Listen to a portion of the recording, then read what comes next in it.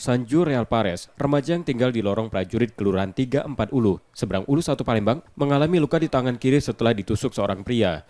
Menurut korban, ia melihat adik sepupunya ribut dengan pelaku bersama 3 temannya. Korban berusaha menolong adiknya namun korban terkena tusukan senjata pelaku.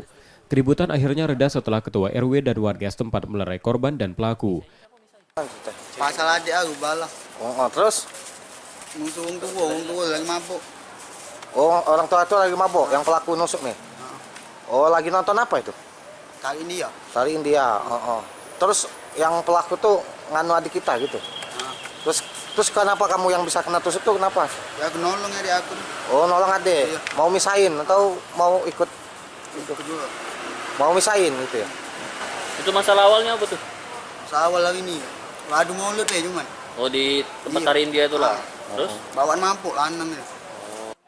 Korban melaporkan kejadian tersebut ke SPKT Polrestabes Palembang dan kini dalam penanganan polisi.